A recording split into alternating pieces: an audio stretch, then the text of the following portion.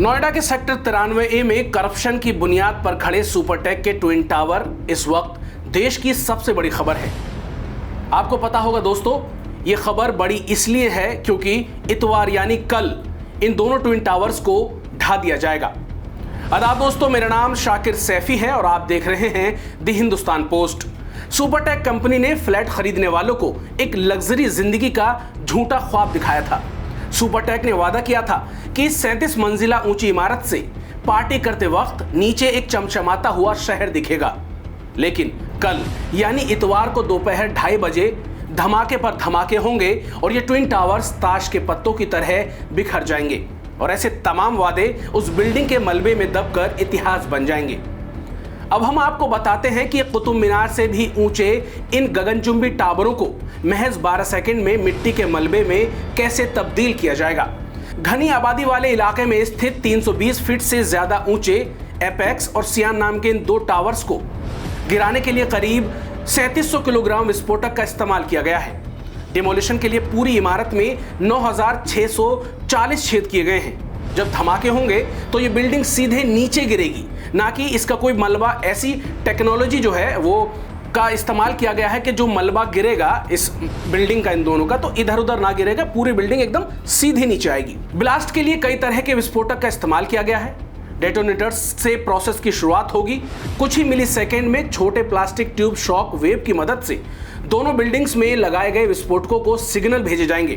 करीब 17 मिली सेकेंड से लेकर 200 मिली सेकेंड के अंतर पर ब्लास्ट होंगे। सभी बारूद को फटने में सिर्फ 9 सेकेंड लगेंगे और बिल्डिंग नीचे गिरने में 4 सेकेंड और लगेंगे। ये जानकारी हमें दी गई है।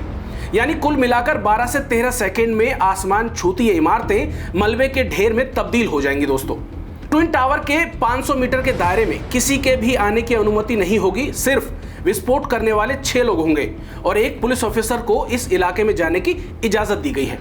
इनमें सबसे अहम जो शख्स है उनका नाम है चेतन दत्ता। दत्ता को डिमोलिशन कंपनी एडिफाइस इंजीनियरिंग ने वो हरा बटन दबाने को चुना है जिससे धमाका किया जाएगा। चेतन दत्ता एक ब्लैक बॉक्स से जुड़े हैंडल को कम से कम 10 बार घुमाएंगे। एक लाल बल्ब जलने बुझने लगेगा। ये इशारा होगा कि बटन दबाने का वक्त आ गया है।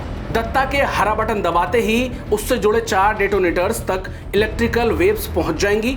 अगले 9 सेकंड्स में धमाके पर धमाके होंगे और सुपरटेक ट्विन टावर्स ताश के पत्तों की तरह बिखर जाएगा और ये इमारतें इतिहास बन जाएंगी। रविवार को बड़ी तादाद में पुलिसकर्मी शहर की ओर ट्विन टावर के आसपास 1 किलोमीटर का घेरा बनाकर लॉ एंड ऑर्डर की सुरक्षा करेंगे। दोपहर 2:15 से लेकर 2:45 तक नोएडा एक्सप्रेसवे को बंद रखा जाएगा। इस दौरान महामाया फ्लाईओवर से रूट को डाइवर्ट किया जाएगा। इसके अलावा आसपास की कनेक्टिंग सड़कों को भी बंद कर दिया जाएगा। ये जो है प्रशासन ने फैसला लिया है। आम लोगों को ट्विन टावर के आसपास बनी सड़कों पर एंट्री नहीं दी जाएगी। रविवार को ही स्वास्थ्य महकमा भी मौके पर अलर्ट मोड में रहेगा। शहर के बड़े बड़े अस्पतालों में सेफ हाउस बनाए गए हैं। ट्विन टावर गिराए जाने के दौरान आसपास की सोसाइटी में रहने वाले तमाम लोगों को अपनी छतों और बैल्कनी पर जाने की इजाजत नहीं होगी। वहीं 31 अगस्त तक ट्विन टावर के आसपास के एरिया को नो फ्लाई जोन घोषित किया गया है और कोई भी अगर इसका उल्लंघन करता है तो उसके खिलाफ मुकदमा दर्ज किया जाएगा। ये प्रशासन ने शर्त रखी है। 7 बजे के बाद ट्विन टावर की तरफ किसी को नहीं जाने दिया जाएगा। टावर के आसपास की 2 सोसाइटियों में रहने वाले लोगों को सुबह 7 बजे से पहले अपने घरों को खाली करना होगा और शाम तक जब विस्फोट की पूरी प्रक्रिया खत्म हो जाएगी उसके बाद ही वापस लौटना होगा। इस ब्लास्ट प्रोसेस के मद्देनजर पूरा इलाका हाई अलर्ट पर रहेगा।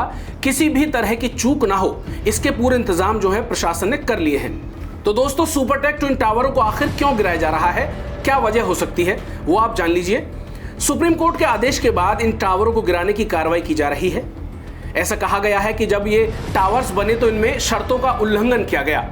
ये विवाद करीब 1.5 दशक पुराना है, यानी करीब 15 साल से ये जो है विवाद चला आ रहा है। नोएडा के सेक्टर 93A में सुपरटेक के इन टावर्स के लिए 23 नवंबर 2004 को जमीन दी गई। इस प्रोजेक्ट के लिए नोएडा अथॉरिटी ने सुपरटेक को 84,273 वर्ग मीटर जमीन आवंटित की थी। 16 मार्च 2005 को इसकी लीज डीड हुई, लेकिन उस दौरान जमीन की पैमाइश में लापरवाही की वजह से कई बार जमीन बढ़ी या घटी हुई भी निकली। इस धांधली के बाद भी काम चालू रहा और सुपरटेक ट्विन टावर 2009 में बनकर तैयार हुआ। इस प्रोजेक्ट में करीब 1000 फ्लैट्स बनाए जाने थे, लेकिन बाद में बिल्डिंग के प्लान में बदलाव किया गया। इसके बाद कई खरीदार साल 2012 में इलाहाबाद हाईकोर्ट चले गए। इसमें से 633 लोगों ने फ्लैट बुक कराए थे, जिनमें से 248 रिफंड ले चुके हैं। 133 दूसरे प्रोजेक्ट में शिफ्ट हो गए हैं, यानी जो सुपरटेक के दूसरे प्रोजेक्ट चल रहे हैं उनमें शिफ्ट कर दिए गए हैं या फिर अपनी मर्जी से हुए हैं। लेकिन 252 ने अब भी निवेश कर रखा है इस पूरे प्रोजेक्ट में। इस मामले में 2014 में इलाहाबाद हाईकोर्ट ने नोएडा प्राधिकरण को फटकार लगाई और इस प्रोजेक्ट को अवैध घोषित करके ध्वस्त करने का आदेश दिया। इसके बाद सुपरटेक कंपनी ने सुप्रीम कोर्ट का दरवाजा खटखटाया। सुप्रीम कोर्ट ने तब हाईकोर्ट के आदेश पर तो रोक लगा दी थी, लेकिन बाद में सुप्रीम कोर्ट ने इसे गिराने का आदेश दे दिया, जिसके बाद अब ये कल पूरी प्रक्रिया जो है इसको गिराने की जाएगी। तो दोस्तों, करप्शन की बुनियाद पर खड़े इन 2 ट्विन टावरों के लिए आप किसे दोषी मानते हैं? आप अपनी राय हमें कमेंट बॉक्स में दे सकते हैं। अगर आप हमारे चैनल द हिंदुस्तान पोस्ट पर पहली बार आए हैं तो इसको सब्सक्राइब करना ना भूलें। इस वीडियो को लाइक कर दीजिए, शेयर कर दीजिए और अगली खबरों के नोटिफिकेशन पाने के लिए बेल आइकन दबा दीजिए और अपना ख्याल रखिए।